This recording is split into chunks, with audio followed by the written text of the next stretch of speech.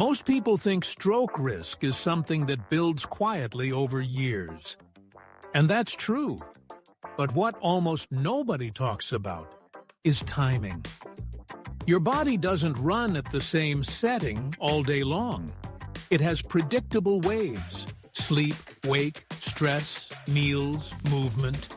And for adults over 60, the wake-up window is one of the most sensitive waves of all. Here's what's happening behind the scenes. The moment you open your eyes, your body begins a scheduled shift. Your brain signals, "We're going up right." Your nervous system turns up, your heart prepares to pump harder, and your blood vessels tighten slightly so blood can reach your head when you stand. Blood pressure naturally rises, sometimes within minutes, because your body is trying to protect you from fainting and keep you alert. In a younger body, arteries are flexible, and this transition is smooth. But after 60, arteries tend to be less elastic. Hydration is often lower, sleep can be lighter, and many people are also managing blood pressure, diabetes, cholesterol, or medications. That's when the same normal shift can become too sharp. And this is the key idea.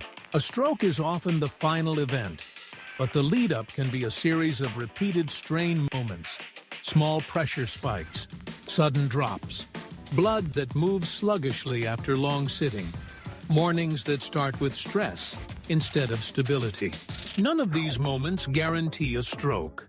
But when they happen again and again, especially during the first hour after waking, they can quietly push risk in the wrong direction over time.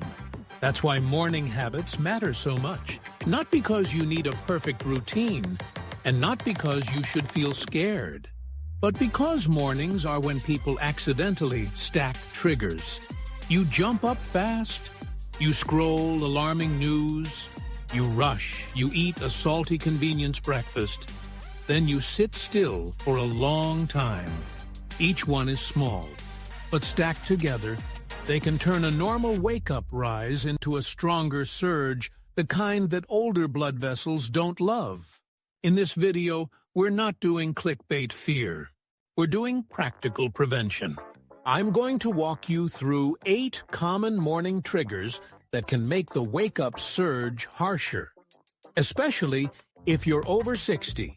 And for each one, I'll give a simple, realistic replacement that fits real life. No extreme workouts, no expensive gadgets, no complicated rules. Just small changes that make your mornings calmer for your heart, your arteries, and your brain. And standing up too fast, the spring-loaded get-up. A lot of people do this without thinking. Eyes open, legs swing, feet hit the floor, and you start walking immediately. The problem is gravity. When you stand, blood momentarily shifts downward, and your body has to rapidly tighten vessels and adjust heart output to keep blood flowing to the brain.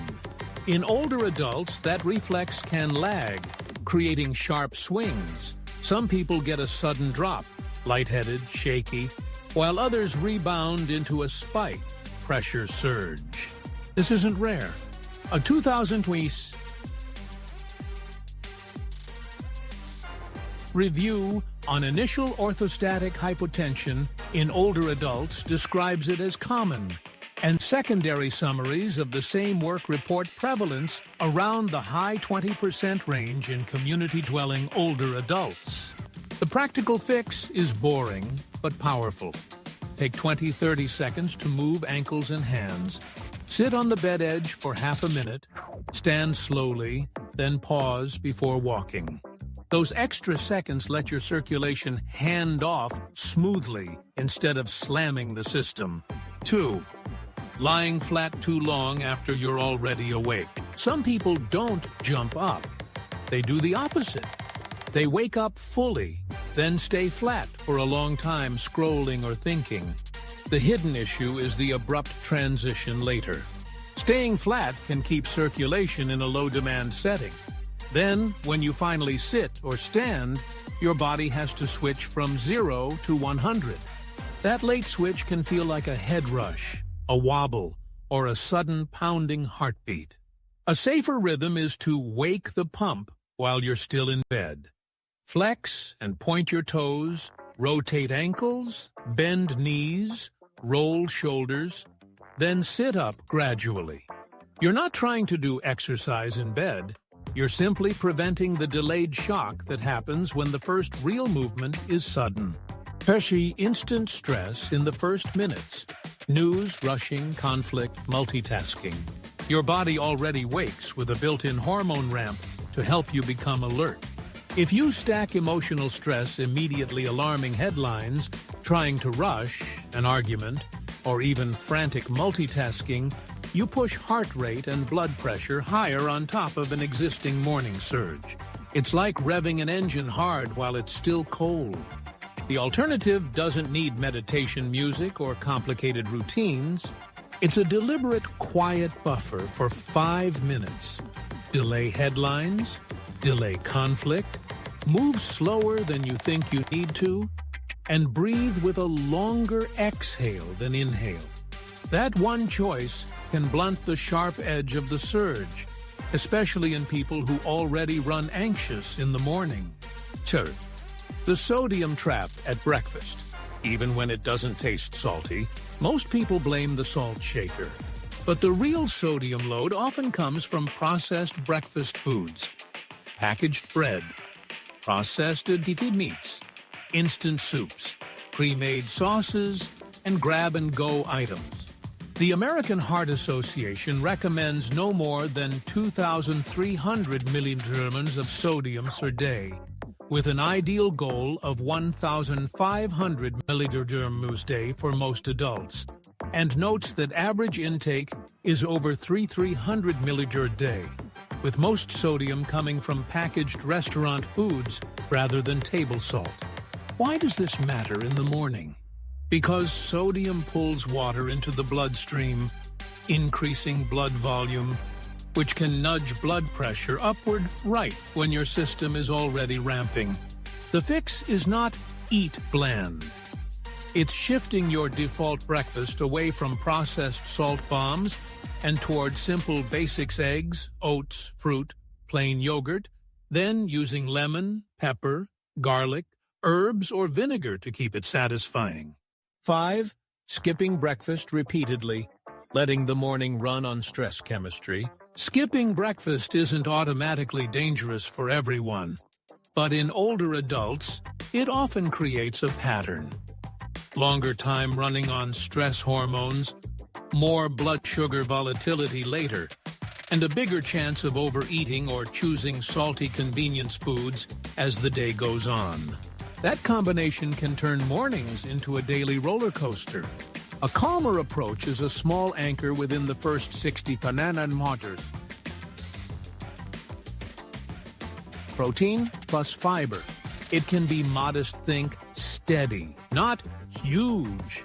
The point is to tell the nervous system, we're fine, so the body doesn't keep acting like it's under threat. Down. Sitting still right after eating. The circulation slowdown you don't feel. After breakfast, many people sit for a long stretch. It feels restful, but mechanically it reduces leg muscle activity, slows venous return, and encourages blood pooling in the lower body. You might not notice it immediately, but your cardiovascular system does. The best counter is not intense exercise, because intensity can raise pressure too abruptly for some people in the morning. Instead, choose gentle movement that restarts flow. A few minutes walking indoors, light tidying, easy stretching, even standing and shifting weight. It's the interruption that matters, not the calorie burn. 7. Weak morning legs. Muscle loss plus stiffness makes simple movement stressful. Stroke prevention advice often focuses only on the heart. But your legs are part of your blood flow system and your safety system. With aging, muscle loss becomes more common, and sarcopenia is frequently estimated at 5 to 13% in adults aged 60 to 70, rising to 11 to 50% in those 80 plus. When legs are weak or stiff after sleep, Standing up and walking can require sudden effort, holding breath, tensing shoulders, pushing hard, which can spike pressure. The smartest fix is a tiny activation routine that reduces burst effort. Slow sit-to-stands holding a chair, gentle marching, controlled knee lifts. 2 minutes isn't about fitness. It's about making movement smoother, so your cardiovascular system doesn't have to panic to keep up. 8. Irregular sleep timing, a harsher surge when the body clock is confused. This trigger begins the night before. When bedtime and wake time swing around, your circadian rhythm becomes less stable, and the morning ramp can feel sharper or less predictable. A major NIH-reported study in older adults found that irregular sleep patterns were linked with nearly double the risk of developing cardiovascular disease over 5 years compared with more regular sleep schedules. More recent reporting on UK Biobank research has also highlighted that highly irregular sleep patterns were associated with about a 26% higher risk of major cardiovascular events, including stroke, even among people who slept enough hours. The goal isn't a perfect bedtime, it's steadier timing, especially a consistent wake time that makes the morning transition less abrupt. If you're over 60, stroke prevention is usually not a dramatic single decision. It's the quiet habit of reducing repeated strain, especially in the morning window, where stroke onset rises sharply between 6 a.m. and noon. Once you understand that your body naturally surges after waking, you can stop accidentally stacking triggers on top of that surge. You stand in slow stages instead of springing up. You keep sodium from dominating breakfast. You add gentle movement so blood doesn't pool. And you protect the first minutes from emotional acceleration. Over weeks and months, those small choices reduce how often your brain's blood vessels experience sharp pressure swings, the kind of daily wear that quietly builds risk over time. And if you regularly feel dizzy when standing, measure consistently high morning blood pressure or take blood pressure medications. It's worth discussing morning symptoms and medication timing with a clinician so the safest routine matches your personal health profile.